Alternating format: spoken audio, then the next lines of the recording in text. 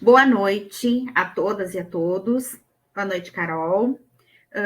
Hoje é nosso segundo encontro síncrono, né, da disciplina Diversidade e Educação Matemática. Nós combinamos que o link será o mesmo para todos os encontros síncronos, tá? Então, não se preocupem com o título ali ou com o nome, porque depois isso vai ser editado também pela equipe de TI, por mim, pela equipe de TI e pela Carol. Tá? Então, sempre aquele mesmo link. Fiquem bem tranquilos para o acesso. Gostaria de convidá-los, então, nesse primeiro momento, a retomarmos o fórum, que foi a nossa atividade e a nossa avaliação do tópico anterior, do tópico 1. Né? Enquanto a atividade, a participação era uma atividade e a interação se tornou a avaliação.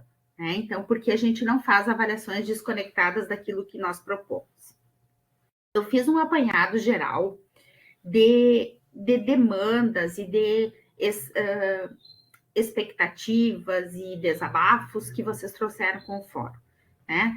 Ele pretendia também fazer essa avaliação, né, do que angustia, o que traz para o nosso debate, e como nós vamos trabalhar em 4 tópicos, e só nesse primeiro vai ter o fórum, eu gostaria de aproveitar bastante esse momento e abro o microfone, então, para vocês comentarem, a partir do momento que eu for trazendo os conceitos e o que vocês apresentaram lá, abre o microfone, se apresenta, diz onde é, né, que é um momento também para nós nos conhecermos melhor, né? Eu sou Eliane, eu sou do Rio Grande do Sul, sou professora do Instituto Federal Farroupilha, Campus Júlio de Castilhos, e moro na cidade de Santa Maria, na região central do Rio Grande do Sul. E é um prazer estar tendo a oportunidade de conhecer, de aprender e de trabalhar com todos vocês.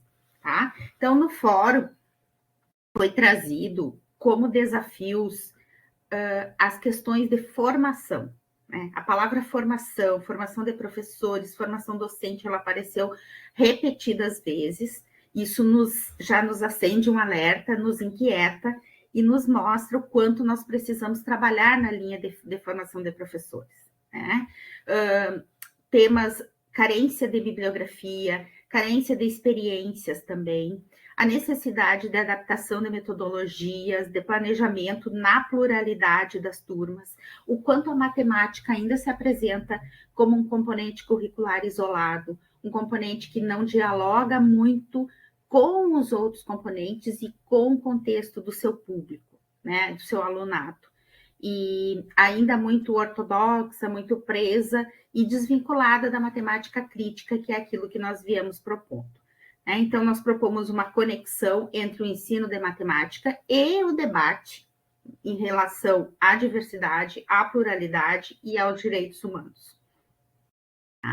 Uma coisa que também me chamou muita atenção foi o quanto a cultura maker, embora ela não se apresente dessa maneira, os recursos manipuláveis, né? A gente fala em cultura maker e pensa em questões relacionadas a tecnologias, mas se nós entendermos que os objetos e os recursos manipuláveis, eles vão fortalecer e corroborar para o nosso planejamento e para o nosso cotidiano escolar, então a gente pode entender que a cultura maker, ela passa pela matemática, ela já está ali, ela só precisa ser fomentada. A questão dos estudantes periféricos, né? Que matemática é essa? Matemática para quem?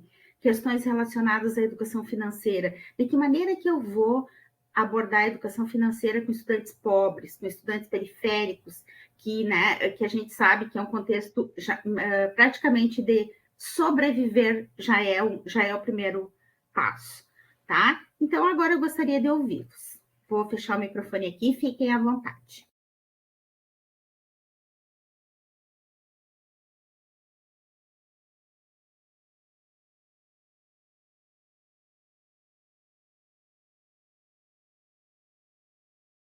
Vocês podem trazer novamente o que vocês postaram no fórum, tá?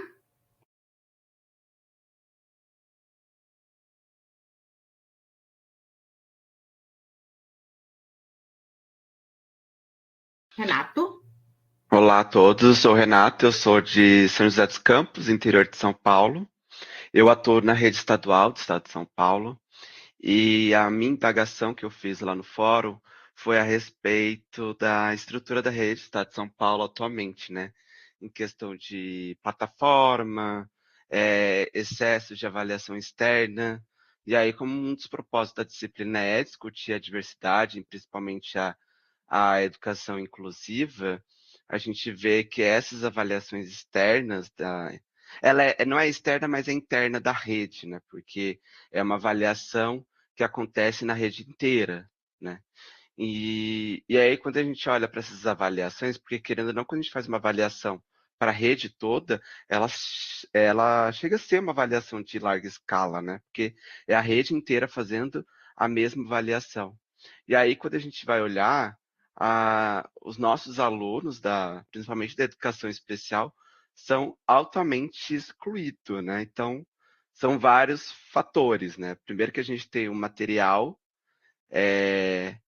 pronto, que a gente é induzido a seguir esse material, porque se a gente não seguir aquela sequência que está sendo proposta no bimestre, vai ter a penalidade dessa avaliação, porque se a gente não cumpre aquela sequência de material, que é aqueles slides prontos, né?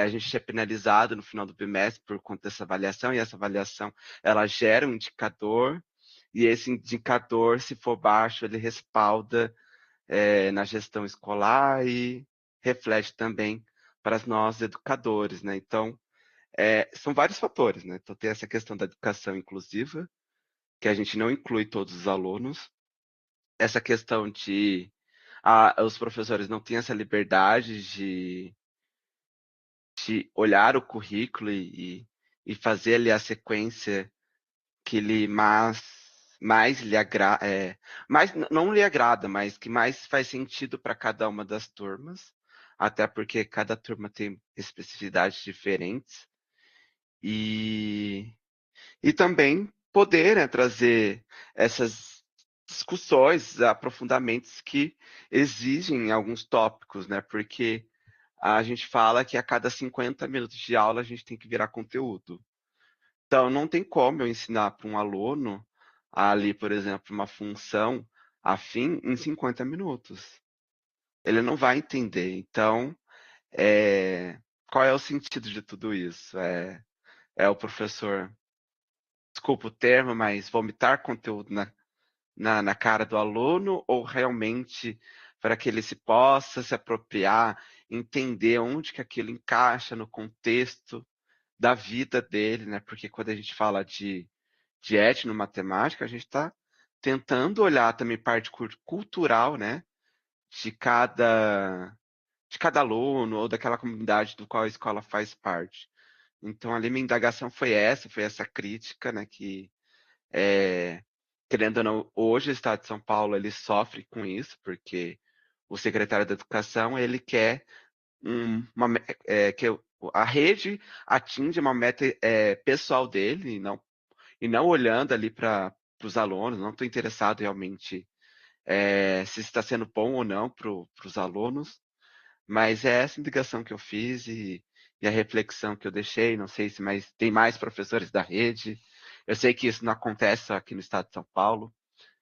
Sei que está acontecendo em outros estados também, mas essa meta de se tornar a melhor educação do Brasil não é algo construído assim, através de meta atrás de meta. E eu acho que isso é um trabalho assim de muitos anos, né? A gente trabalha desde a base, é algo muito pequenos passos, né? Não é assim do dia para a noite que acontece. Obrigada, Renata. Importantíssima a tua colocação. E a gente sabe que, como nós falamos no início, na educação inclusiva, ela não são gavetinhas, a gente não aciona, né, um botão, um link para que ela aconteça.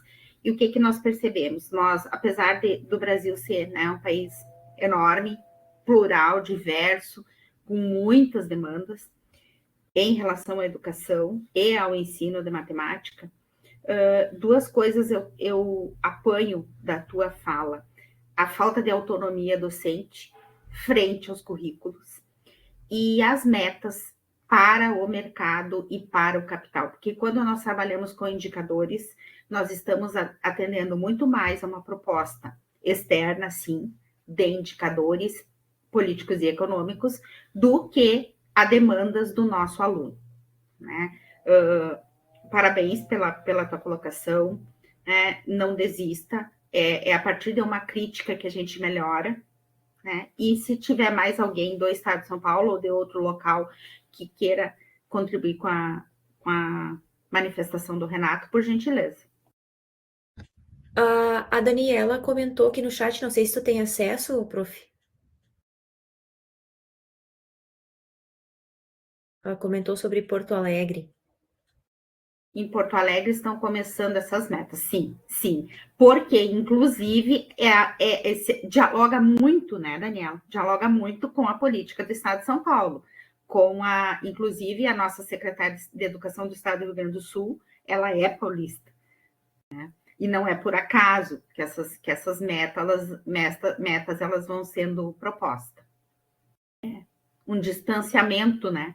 Distanciamento do povo, da cultura de cada um. Eu quis trazer essa discussão inicial porque a etnomatemática, como vocês já acessaram, e eu vi que já começaram a produzir material, né, as atividades e o material, ela nos dá um outro cenário e nos dá ar para respirar nesse contexto da matemática. Mais alguém?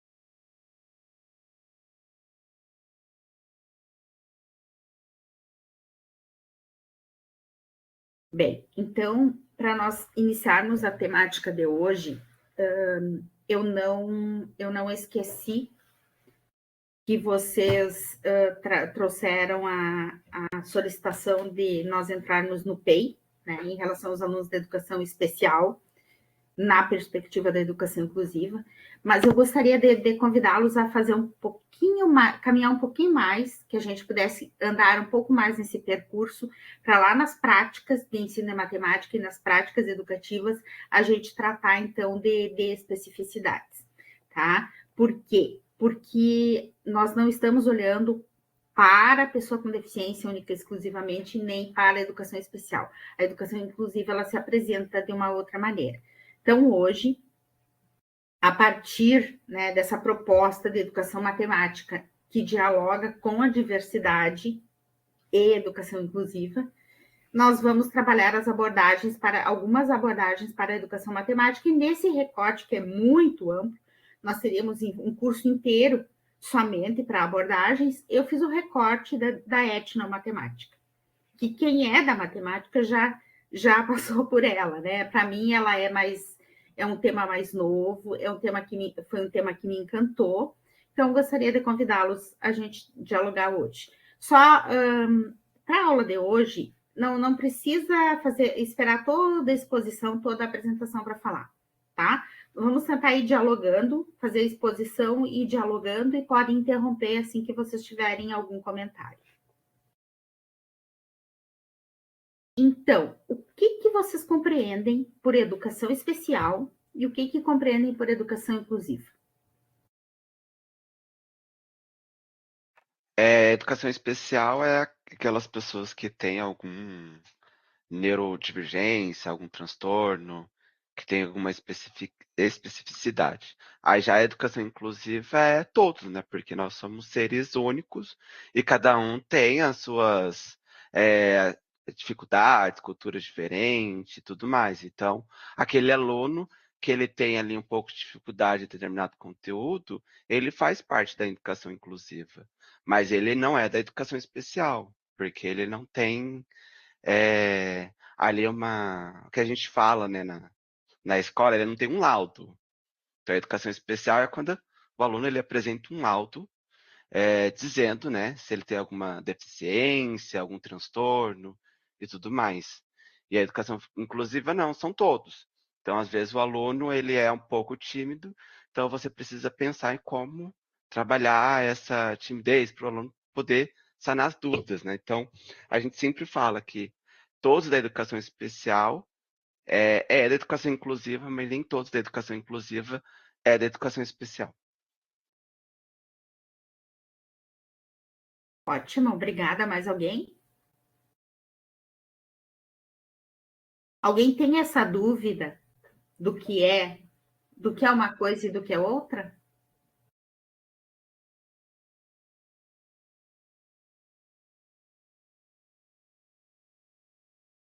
Tá bem. Então, eu fiz uma conceituação aqui para a gente partir desse diálogo, tá? Porque muitas vezes nós, como foi falado, né, que nem todo aluno da educação inclusiva, ele é da educação especial. Isso. Então, tem um chat aqui, né? A Cleita, tu gostaria de falar, Cleita, antes de nós seguirmos?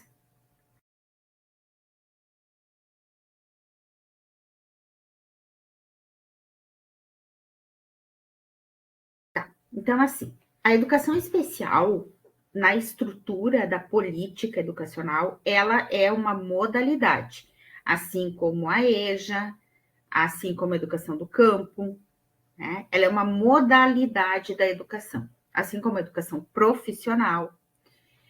E ela é ancorada a partir de 2008 na Política Nacional da Educação Especial, na perspectiva da educação inclusiva, tá? Mas ela também é uma área, um campo de conhecimento interdisciplinar, e por isso ela dialoga com, por isso talvez uma professora de educação especial, uma tutora, né, graduada em educação especial, estejam aqui hoje numa pós-graduação, numa especialização em ensino, em inovação e ensino de matemática, tá? Porque já não se pode mais compreender as coisas de maneira isolada. Então, a educação especial, ela visa garantir acessibilidade na educação, né, a aprendizagem de pessoas com deficiência, com transtorno do espectro autista e de pessoas com altas habilidades de superdotação. Estes são o que nós chamamos público da educação especial. Com relação ao exposto, né, o que a gente trouxe como modalidade, nós entendemos que, ao eliminarem as barreiras que se tornam obstáculos para esse público, né, aprender, todos os demais estudantes poderão se beneficiar de práticas pedagógicas inclusivas. Tá? Então, por exemplo, se eu penso numa adaptação ou penso na acessibilidade curricular de pessoas com deficiência e melhoro a qualidade e a oferta de recursos da minha aula, eu estou também oportunizando que outras pessoas se beneficiem, né? Mesmo que essas pessoas não sejam público da educação especial, que não tenham um laudo diagnóstico, seja lá como a gente possa chamar, tá? Até mesmo que nós temos que pensar que nós trabalhamos, apesar do sistema ainda estar muito amarrado na perspectiva biomédica, que trabalha com laudos, nós podemos sim ir pensando numa abordagem da teoria social da deficiência e expandindo, né? Expandindo o nosso pensamento, porque uma pessoa, ela não é só um corpo com deficiência, né? Ela tem gênero, isso nós conversamos na aula anterior, ela tem um gênero, ela tem uma identidade, ela pertence a uma classe, ela tem uma raça, né? Nós somos um complexo. Nós somos complexos, não no sentido de difíceis, mas no sentido desse enredo, desse emaranhado todo que faz a nossa existência. Já a educação inclusiva, ela não é uma modalidade, ela é uma política, né? Eu posso fazer a educação especial de diferentes maneiras, sem fazer na educação inclusiva, né? Eu posso fazer atendimentos, eu posso trabalhar de uma maneira mais atrelada a diagnósticos, mas eu também posso, a partir da política, pensar a educação especial na perspectiva da educação inclusiva. E foi isso que a gente começou a fazer a partir de antes de 2008, né? Em 2008 é a data da política nacional, mas uma legislação ela só nasce a partir dos movimentos sociais e da organização da sociedade e da demanda já existente. Então, o desejo, a aspiração por uma educação inclusiva, ela nasceu bem antes. Tá? Ela é uma ação política, é pedagógica e ela defende o direito à educação para todos, como o colega dizia, né? A educação inclusiva ela é para todos. Por quê? Porque nós vamos considerar muitos outros aspectos para além de um possível laudo, de um possível documento que defina, tá? Então, a educação inclusiva ela destaca a necessidade dessa garantia de aprendizagem, da acessibilidade ao currículo.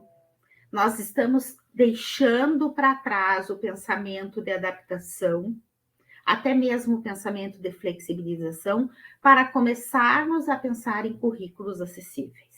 Se o currículo é acessível, se a barreira é minimizada, a deficiência ela não é olhada como em primeiro lugar, o sujeito é percebido em primeiro lugar. Então, isso vai se processar na escola comum, né? Aos estudantes com deficiência, às pessoas com autismo ou com altas habilidades, elas também, né? Que, embora constituindo o público da educação especial, são... Só um minutinho que eu vou ver, certo? Carol, tu tá por aí? Oi, prof, tô sim, tô sim. Tô aceitando o pessoal aqui. Aí fica aceitando. Obrigada. Então, público da educação especial, mas também minorias linguísticas, pessoas em condição de vulnerabilidade, né? Seja qual for a condição de vulnerabilidade, essas pessoas também fazem parte desse público da educação inclusiva. Alguém gostaria de fazer um comentário?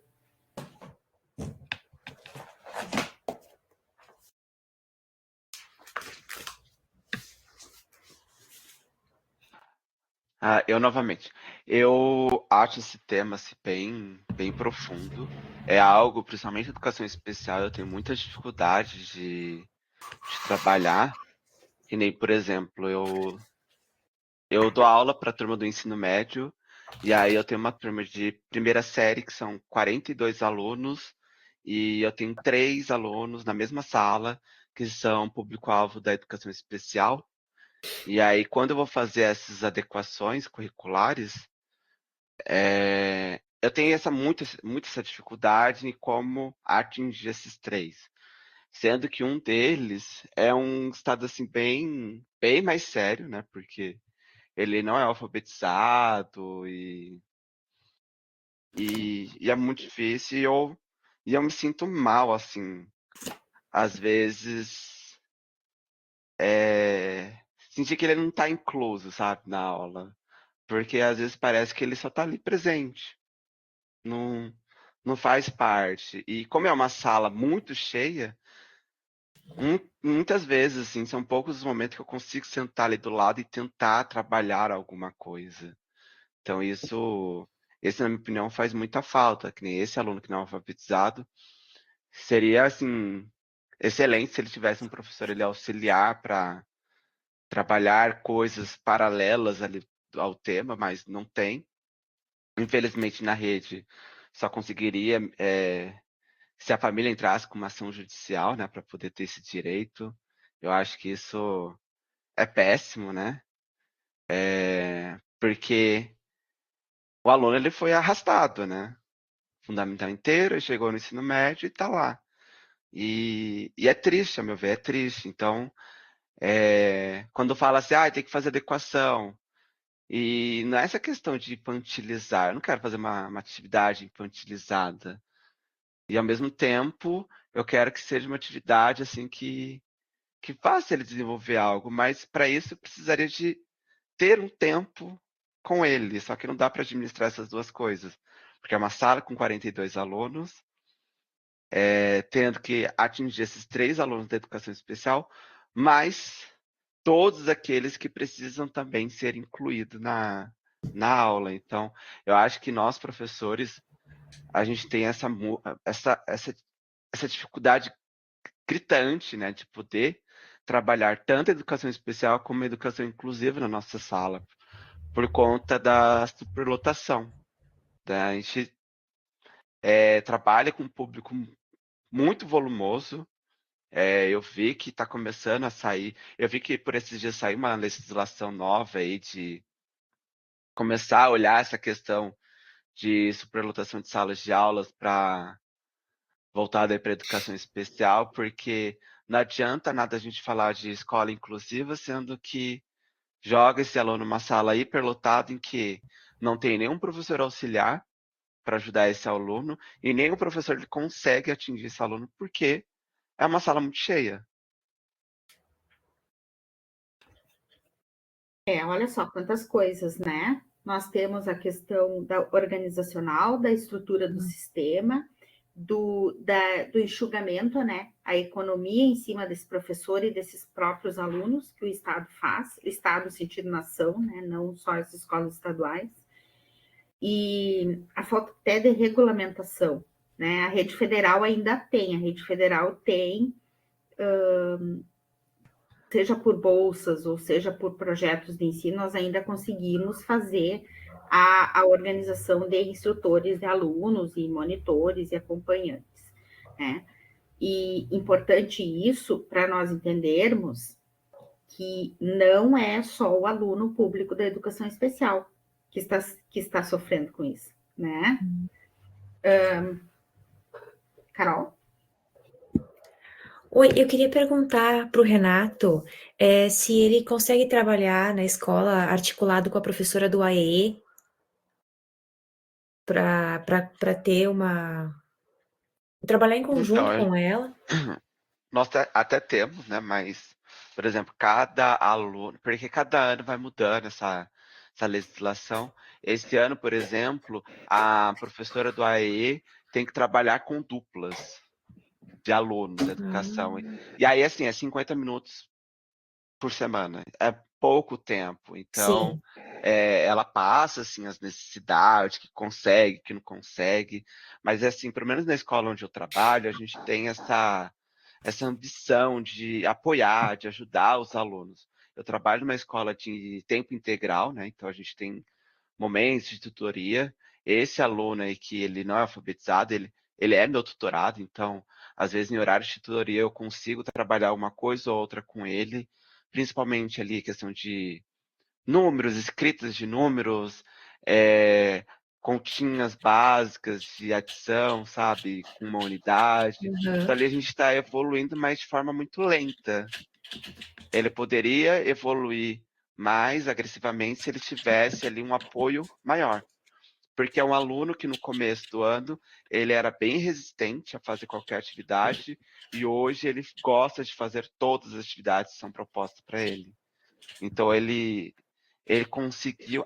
A questão da inclusão dele na escola foi efetiva, mas em questão de desenvolvimento, ele está bem lento por conta desses fatores, né? Que a gente é pouco tempo do professor AE com contato com o aluno, então assim precisaria de mais tempo.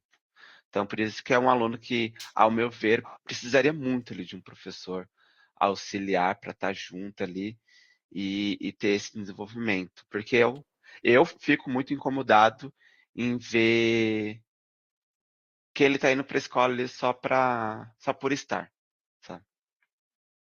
Sim, compreendo.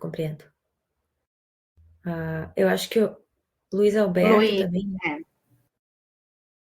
Boa noite, pessoas. Espero que estejam todos bem, graças a Deus. Eu compartilho, né? Acho que todos os professores compartilham da dor do professor Renato, que a nossa visão é essa, né? Que o aluno está ali simplesmente para socializar e não para realmente adquirir conhecimentos, trocar conhecimentos. Na minha escola, trabalhamos assim, né? O aluno é atendido pelo AE pela manhã e à tarde ele vai para as aulas. Porém, temos alunos que nem quando você pega um aluno que ele consegue desenvolver bem, tudo bem. Agora, quando você pega aquele aluno que não é alfabetizado, que ele não sabe ler, não sabe escrever, não conhece os números, não conhece as coisas, é bem complicado você trabalhar com ele, porque, como o Renato falou há pouco, são muitos alunos para você prestar atendimento e você não tem tempo de sentar na mesa e ficar com aquele aluno, isso aqui, aquilo. E um dos fatores assim que deixa mais, acho que o professor mais aflito é a questão familiar, né? Porque muitas vezes a própria família não leva o aluno para o atendimento, não procura estar ali junto com a escola. Se você passa uma atividade para casa, para meio ajudar o aluno, não ajudam. Então fica aquela dificuldade, sendo o peso jogar todos nas costas dos professores. E realmente, às vezes, se o professor não tiver cabeça, ele fica doente, que ele fica frustrado, acha que o serviço dele não está sendo bem feito, ele acha que ele não está atendendo aquele estudante como deveria. Porém, é bem complicada essa situação, que nem você falou, é a questão de economia do governo, né? Porque, por exemplo, aqui são, acho que, 2 monitores por escola, dependendo da quantidade de estudantes que tem a necessidade. Porém, vamos supor assim, medido da seguinte forma, qual estudante precisa mais, né? Se você tiver um estudante que precisa mais, provavelmente outro estudante, provavelmente você não vai ter apoio do educador social, no caso aqui do DF, é educador social. E acaba que complica, acaba que você vai fazer a adequação, porém, vamos estudar ângulos, aí o que você vai dar para o aluno geralmente vai ser alguma coisa para ele pintar. Entende? Porque é bem complicado a adequação, você faz a adequação, mas mesmo assim você precisa de um apoio. Senão, ele está ali na sala mesmo só para socializar mesmo. De onde tu erra, Luiz? Sou de Brasília, Distrito Federal. Lembrei de ti. Hã? E aí que o dinheiro vem todo para cá, hein?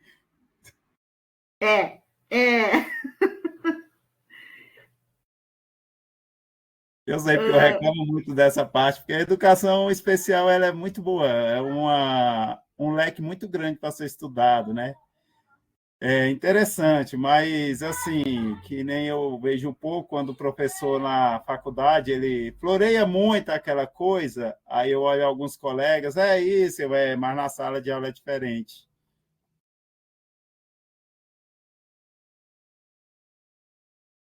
Certo. A Cleita diz ali que o profissional de apoio, ele também depende de fomento, né, financiamento e pagamento, ele depende de uma série de questões. Sim, gente, e mais um detalhe, não existe uma legislação, né? Nós, na Rede Federal, a educação especial da Rede Federal é uma coxa de retalhos.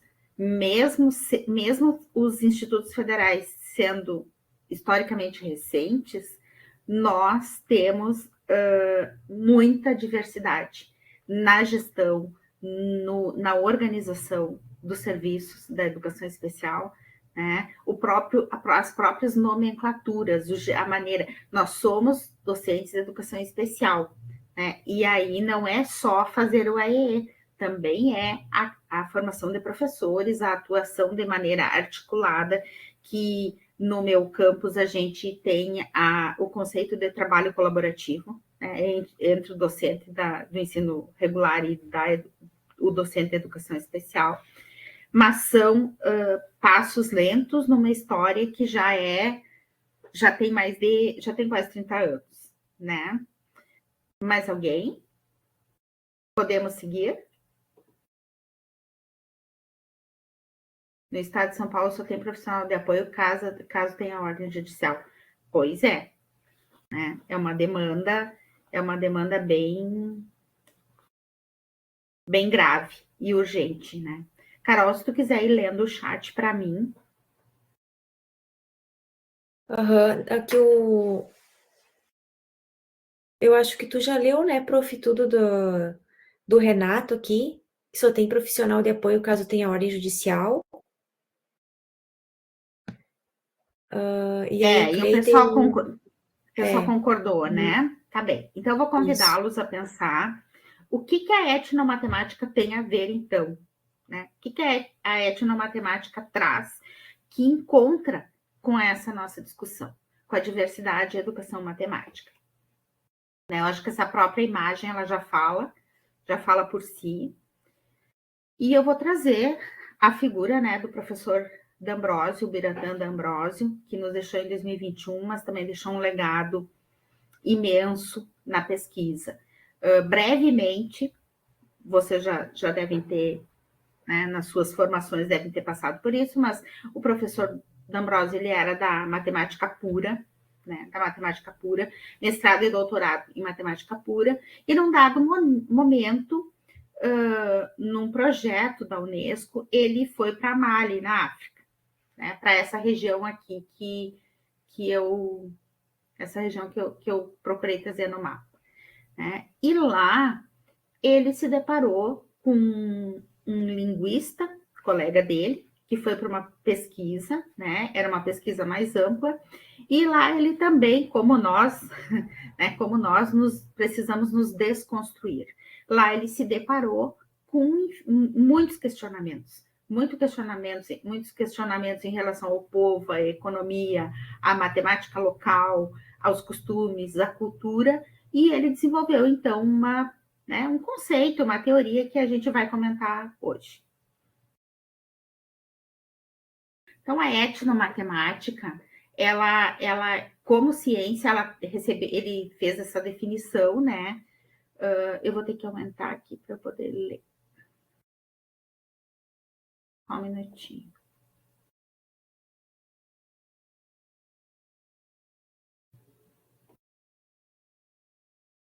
Tá. Então, a etnomatemática, ela considera, né, o prefixo etno, ele vai tratar das questões do ambiente, do contexto, do tecido social e cultural e daquele imaginário que permeia toda uma comunidade, uma sociedade. E matema, de explicar, de conhecer, de aprender a lidar, e tica dos modos, estilos e das artes e das técnicas. O autor, ele traz um questionamento interessante, que ele diz que não se constrói uma epistemologia, né, a origem do conhecimento, se a gente ferir a ideia geral do conceito. Então, a etnomatemática, ela tenta entender o contexto, o conhecimento, a organização, considerando, né, a organização intelectual, social, e como que esse conhecimento se processa naquela sociedade por aquele grupo cultural e também através das gerações, tá? E aqui ele apresentou, essas imagens são do Google Imagens, tá? Mas ele traz a discussão do como aprender, do como estudar em comunidade, de como que esses problemas matemáticos são resolvidos, né, que normalmente na África eles não são resolvidos de maneira individual, mas de maneira coletiva e colaborativa, né, articulada, como já dizia a Carol, aí a gente tem vários conceitos, e ele se manifesta também na arquitetura, na maneira de construir as casas, de resolver o dia a dia, o cotidiano.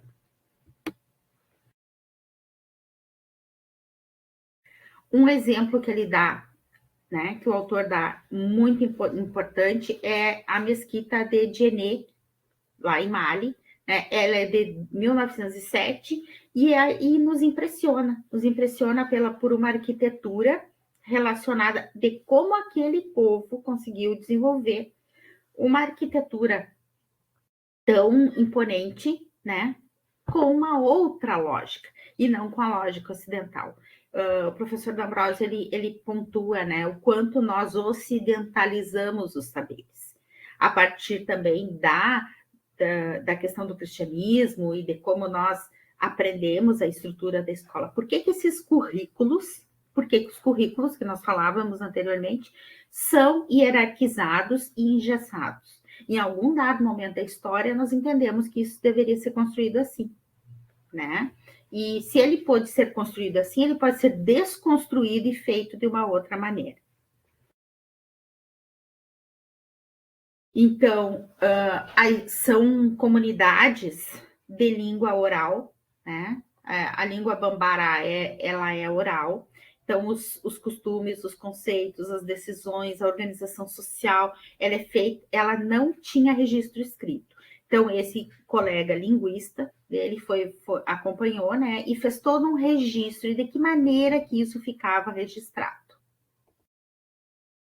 Se nós formos perceber, a arte da Indonésia, que também é um outro povo, né, que nos instiga muito a conhecer, a arte rupestre é o primeiro registro que nós temos da população da Indonésia. Né? E essa arte rupestre, ela comunica, ela tem informação social, cultural, política, de organização. Não são apenas desenhos. Então, o professor dizia, por que nós entendemos, por que nós não nos preocupamos com o fazer matemático e com as ideias matemáticas? E nós nos preocupamos muito com a sistematização matemática. Né? Como que essas pessoas cuidavam do seu dia a dia, do seu cotidiano. Se nós formos analisar a etnomatemática, nós vamos percebê-la, né, nos grafismos, no grafismo indígena, na Amazônia, nas populações ribeirinhas, o jogo da mancala, que vocês já devem conhecer, né? Depois eu coloco o link ali nas referências. Mas em diferentes comunidades e povos, nós podemos nos perguntar como é que essas pessoas organizam o seu dia a dia. Como é que elas organizam as questões de tempo, que cuidam dos seus afazeres, que organizam seus espaços de vida, matematicamente, né? O tempo, o jeito de viver, o jeito de se organizar, de fazer a sociedade evoluir. Então, a matemática indígena, ela aparece muito por meio da geometria, né? E dos grafismos, e isso tudo precisa ser considerado. Por que eu trago isso, né? Por que a gente pensou na etnomatemática na escolha dos temas da disciplina? Porque cada vez mais nós temos que entender que a gente não vive, que nós estamos conectados e não vivemos, né, no micro, mas sim no macro. E ainda na sala de aula, dias atrás, eu conversava e os alunos me questionavam: professora, mas e aquele grupo de indígenas que estão lá na rodoviária? Pois é, será que eles estudam? Onde que eles estudam? Que escola é essa? Que escola é essa que a gente vai construir? Para quem? E aí veio o público da diversidade, dos estudantes de famílias circenses, do povo cigano, de infinitas outras possibilidades que a gente tem de se deparar com realidades que nos provocam pensar e um fazer diferenciado. Hoje é menos teoria. O que eu quero levantar aqui com vocês? Então, uma das pioneiras, né, da inclusão escolar, a professora Mantuan, há quem goste, há quem não goste, né? Ela está aqui como uma referência porque foi uma das pioneiras mesmo, e eu acho que a gente tem que valorizar e considerar o pensamento que foi desbravador. O professor D'Ambrosio, né, a Política Nacional da Educação Inclusiva, e a professora Márcia Plech, que é da Universidade Federal Rural do Rio de Janeiro, né, que são pessoas, assim, são pesquisadores e são nomes que eu recomendo para vocês.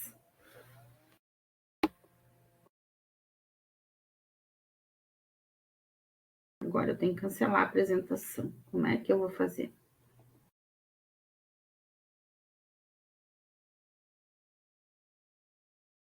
Aqui.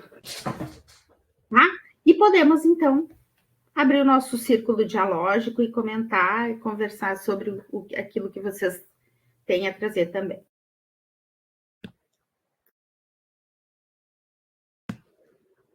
Eu vou compartilhar a lista de presença no formulário. Obrigada. Aqui.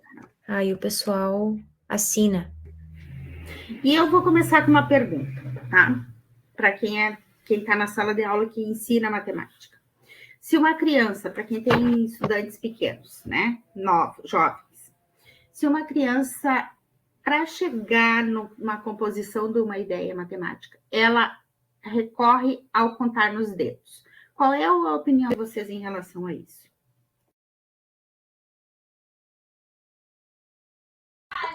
Para mim é bom, que tem hora que eu faço isso. Ufa, obrigada. Porque nós escutamos muito, né? Muito aquela visão padrão, rígida dos saberes matemáticos, de que tem que decorar, de que tem que se não decorar não vai aprender futuramente. Ainda se vê muito isso, né? Quem pensa o contrário também pode se manifestar, viu, pessoal? É um espaço democrático de construção. Eu sou super a favor. Que nem você disse, a questão não é sair decorando propriedade, fórmulas, é entender o processo, né? Então, utilizar todos os recursos do qual facilita. Eu converso muito com meus alunos que não existe uma única solução, existem vários caminhos, né? Para a gente chegar numa mesma resposta. E cada um tem que usar aquilo que se sente mais confortável. Eu, por exemplo, sou uma pessoa que eu tenho dificuldade de fazer, por exemplo, conta de cabeça. Eu preciso armar conta. Se eu tiver que fazer ali uma continha de cabeça, eu vou ter dificuldade. Eu preciso armar a conta. Eu sou visual, eu preciso olhar os números, fazer aquela leitura. Não é simplesmente falar assim, como que é tal, tanto vezes tanto, qual que é a resposta? Eu não consigo, eu preciso armar. Então, é entender que cada pessoa tem as suas particularidades, né? A forma que se sente mais confortável. Eu acredito que isso vai muito da questão cultural, né? Como foi a forma que ele desenvolveu todo esse aprendizado, né? Eu acho que isso que a Como nós etnomatemática... aprendemos, né? E como nós também aprendemos.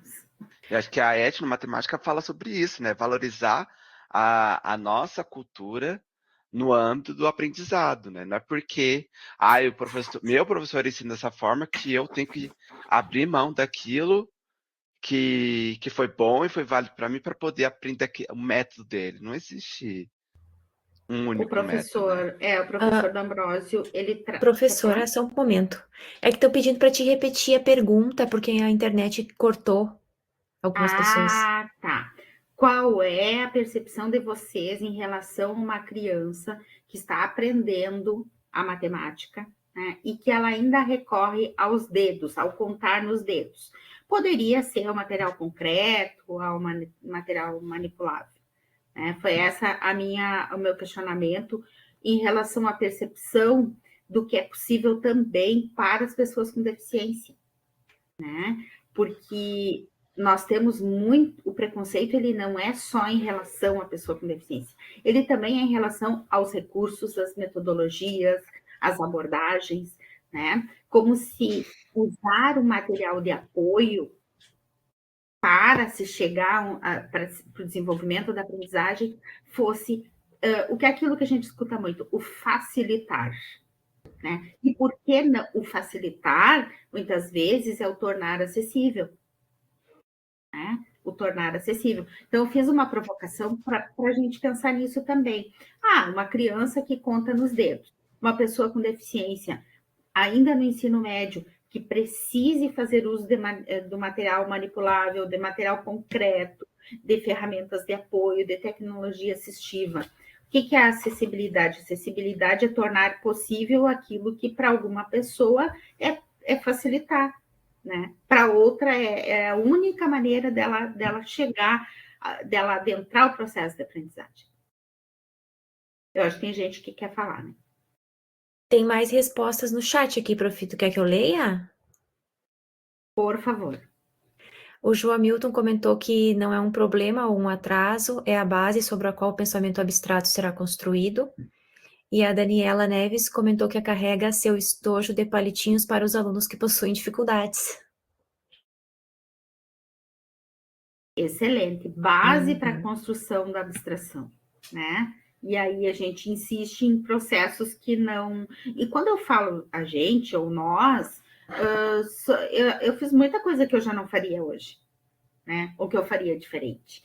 Eu acho que a formação continuada, agora lembrando lá também do fórum, a formação continuada, ela é essencial. Porque a partir do momento, por exemplo, aqui, né? Eu estou também aprendendo, eu estou revisitando os meus conceitos e os meus saberes e ressignificando para seguir adiante. Talvez numa próxima edição da pós-graduação, essa disciplina seja organizada de uma maneira totalmente diferente.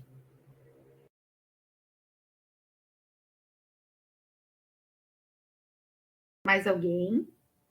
É muito importante a participação de todos, tá?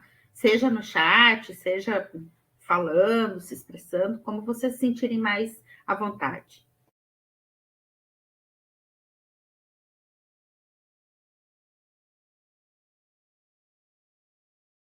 Vamos falar sobre o e-book? Vocês têm alguma coisa mais teórica a trazer? É importante também, porque daí vai ficar registrado, quer revisitar a aula, né? Para quem não veio também.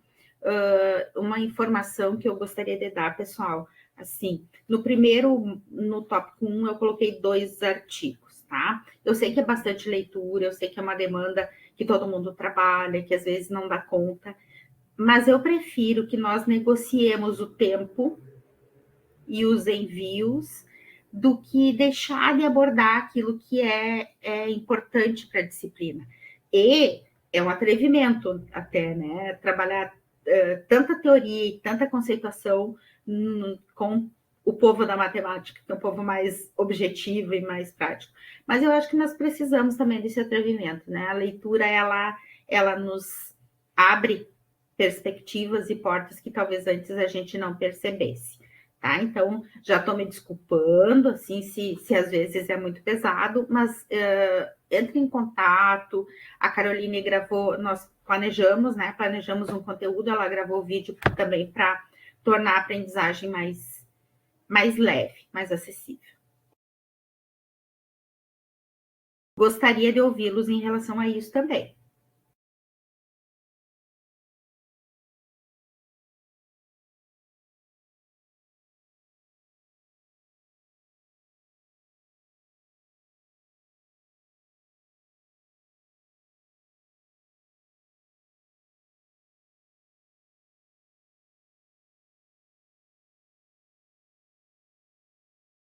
Quietos, cansados?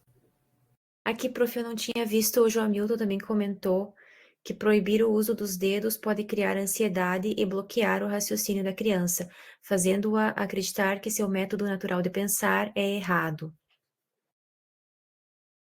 É perfeita a tua definição, né, e o exemplo. E o professor D'Ambrosio, que hoje ele é o centro da nossa aula, né, e merece com destaque esse lugar, ele dizia da aprendizagem do convívio como mestre artesão, né, que esse professor ele não se coloque distante nos padrões que a cultura ocidental coloca, mas que sente que chegue mais perto dos seus estudantes. E daí ele pesquisou cultura andina, etnomatemática andina, etnomatemática amazônica, né? E também de povos africanos, e ele pode perceber que da liberdade, aquilo que vocês traziam no início, né? Como uma gestão governamental que define metas, métodos, abordagens e uma estrutura curricular que limita ao professor e ao próprio aluno. De onde que a gente vai, qual vai ser o nosso ponto de partida, né, diante disso? O Zam Roger perguntou se vai adiar a entrega da atividade, que ele não deu para entender porque a internet está caindo. Mas Quando tiver dúvida, nos chame no chat, tá? de repente ele entendeu outra coisa porque a internet caiu. Não, sabe o que é? Que quando a turma é numerosa, né? Então tem algumas particularidades, cada um tem a sua realidade, chamem que a gente atende um a um. Tá bom? Tá. A Daniela também comentou, acho o prazo de uma semana apertado, pois a semana é bem corrida, mas vamos fazendo o que dá. Sim, pessoal, não se preocupe. Eu vou falar com a coordenação para o último trabalho a gente ter uma semana a mais, tá? Eu não vou garantir, porque eu ainda não consegui falar com a coordenação, mas a minha ideia é essa, tá bem? Que vocês tenham, a gente termina e vocês ainda tenham uma semana para concluir.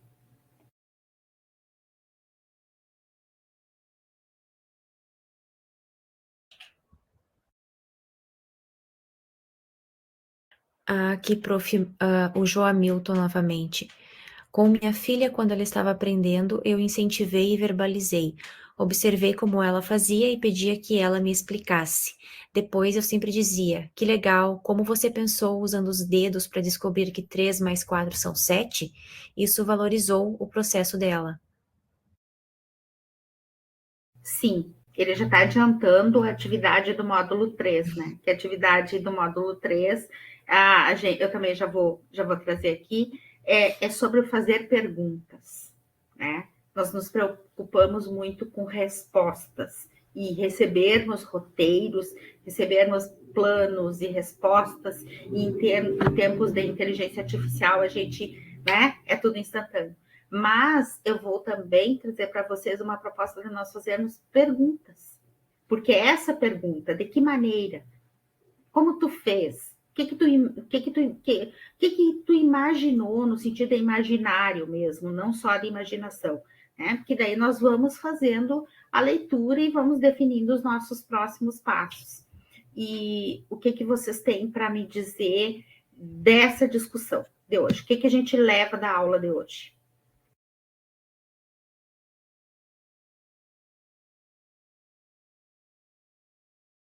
Luiz. Eu só estava pensando uma coisa aqui, professora. Por exemplo, antigamente, eu passei um exercício para meus alunos e estava lá uma dúzia, né? Aí os alunos, a maioria, vieram me perguntar: o que é uma dúzia? Aí eu olhei para a cara deles: sua mãe não manda vocês ir na vendinha comprar uma dúzia de ovos, na feira uma dúzia de banana, essas coisas. Então, é o que eu vejo muito assim, esse conhecimento de mundo que eles não têm, né? Que aí eu, na reunião de pais, eu falei: gente, leve seus filhos para o mercado, peçam que ele faça a conta de alguma coisa. Meu filho, eu preciso comprar 10 pacotes de arroz. Custa R$20. Vai dar quanto? Que é para incentivar eles a calcular, que uma das maiores questionamentos dos próprios alunos é: onde é que eu vou usar isso? Né? E aí, você levando seu filho para a feira, levando para o mercado, comprar alguma coisa, ele aprender a receber troco, quanto que tem que devolver. Eu até fiz uma vez um trabalho com eles, né? Peguei uma lista do supermercado, aí coloquei os itens, aí pedi para eles calcularem, por exemplo, eu preciso comprar 5 pacotes de arroz e 5 de feijão, né? Aí os preços, eu preciso somar cada um, não, eu posso fazer o quê? Como é 5 pacotes de arroz, 5 de feijão, né? Eu pego o preço dos dois, somo e multiplico por 5. Coloco lá os 5, entre parênteses, a soma que é obrigado primeiro para me obrigar a fazer as contas entre parênteses, e depois multiplico por 5, que vai dar o mesmo tanto que eu fizesse 5 vezes os pacotes, 3 pacotes de arroz e 5 vezes o pacote de feijão. Quando somar, você dá tudo. Então, você economiza tempo. Então, você vai criando essas coisas também que nem você acabou de falar, para eles pensarem, explicar como é que fez, essas coisas. Que eu falo para eles: o interessante é a explicação. Quando você consegue explicar, é porque você entendeu. Sabe que tem uma questão bem importante nisso que tu trouxe, né? O que será que impede, né? Se nós olharmos assim, talvez os mais velhos que nós, né? Mais velhos que eu, que só.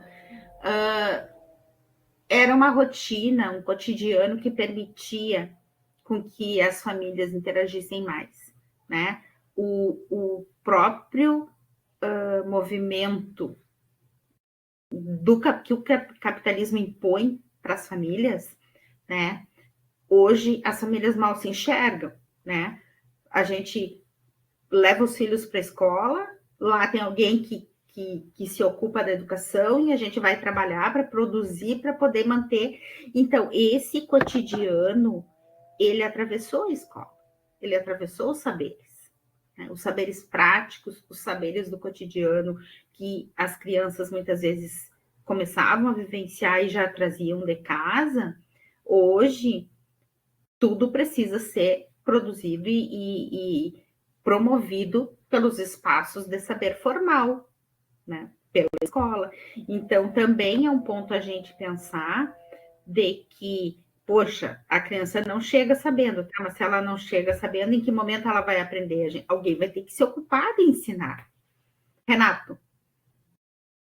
Pegando esse gancho dessa discussão de saberes antigos, né? Porque eu fazia muito isso que o Luiz tenta, né? Puxar dos alunos.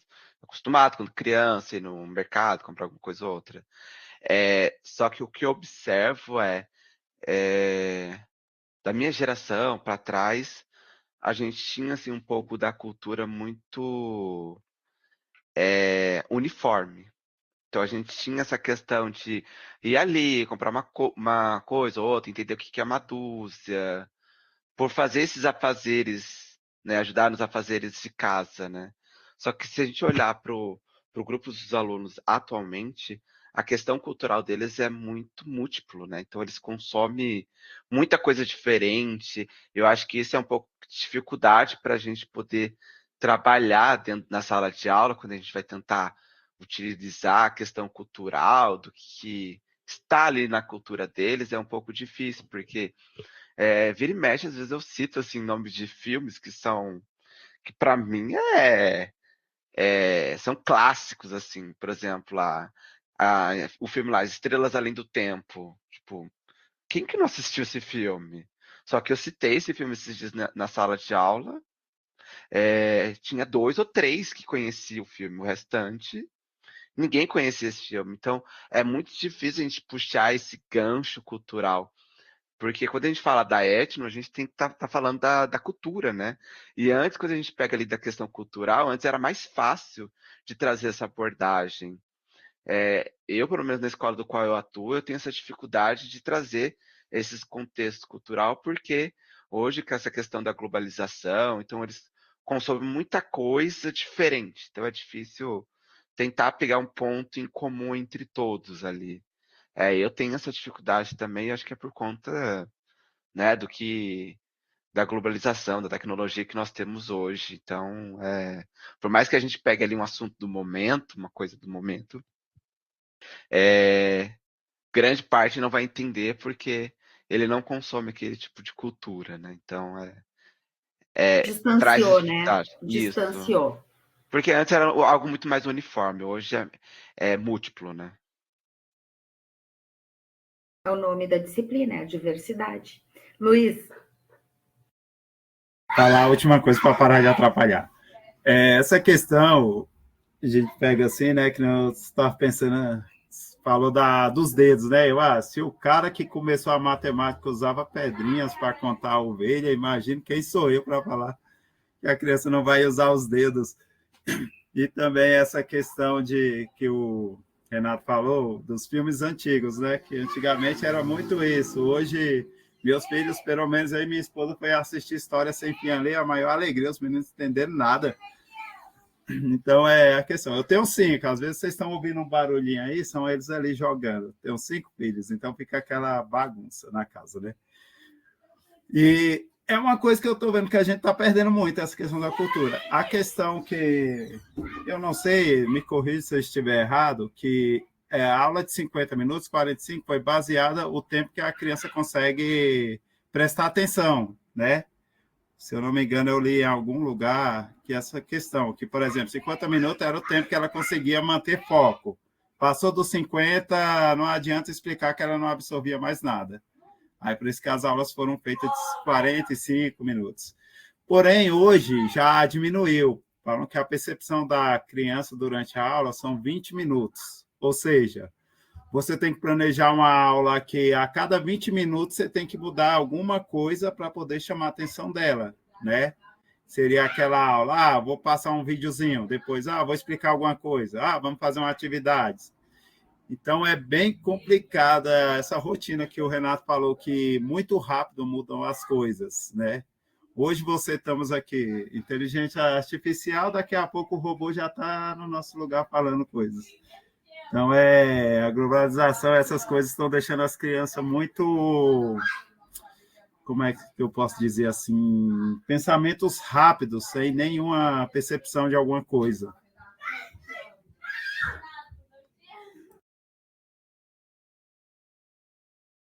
E a escola continua sendo o espaço onde isso pode ser trabalhado, né? Porque nós também fragmentamos eu não sei se é só a questão do tempo de atenção, os 50 minutos, ou também é uma organização que imita a fábrica, né? A produção Isso, pode e ser a também. organização.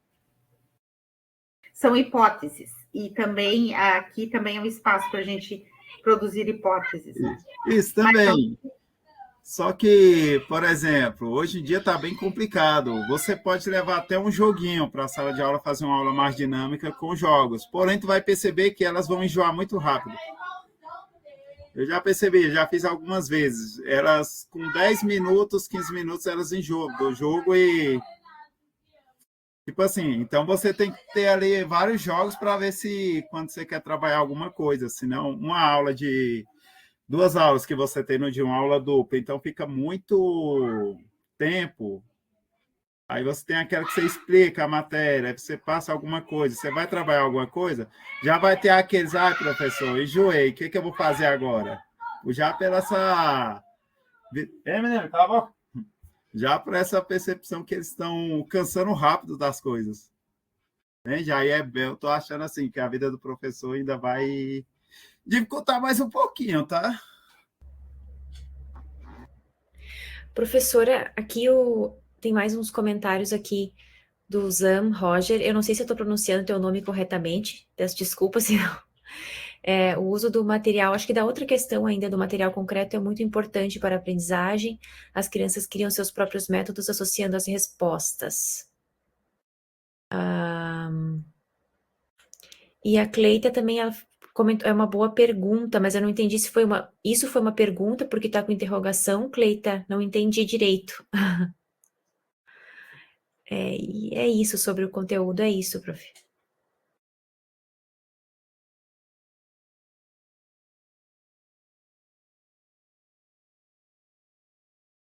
Pessoal, ficou bem entendido, então, em relação aos materiais, à disposição, o quanto a gente disponibiliza. Então, no caso de dúvida, e também se vocês estiverem com alguma dificuldade de compreensão, se os textos forem muito distantes daquilo que... Né? Porque às vezes pode ser, né? Nós estamos... são muitos, são plurais, são de todos os lugares do Brasil, então eu gostaria de me colocar à disposição, né? Eu, a Carol, para, se vocês tiverem dúvidas, nos procurem, tá? A gente vai tentar fazer com que seja algo que vocês realmente possam depois aproveitar. Então, se tiver muito material no Moodle, não se apavorem, né? Porque este também é o momento da gente criar repertório. A minha ideia é que vocês levem material, que vocês fiquem com material, tá? Se a gente não for discutir na aula, em algum dado momento da vida vai ser útil, vai ser importante, vai contribuir, tá bem?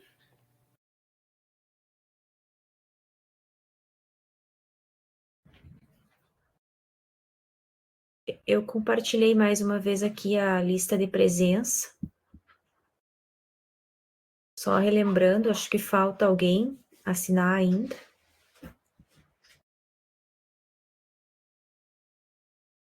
Somos em 10.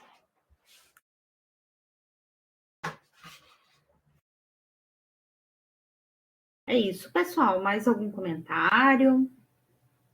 Alguma sugestão também?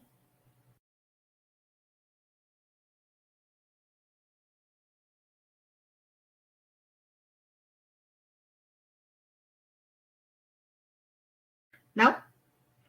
Então, agradeço, né? Agradeço a Carol, a todo mundo que esteve aqui, a cada manifestação, porque é isso que faz ficar mais interessante, né? Que a gente aprenda um com o outro. E ansiosamente espero os trabalhos de vocês, se estiverem dificuldade com o prazo, ou com a organização, ou mesmo a compreensão, nos procure. Tá? Muito obrigada.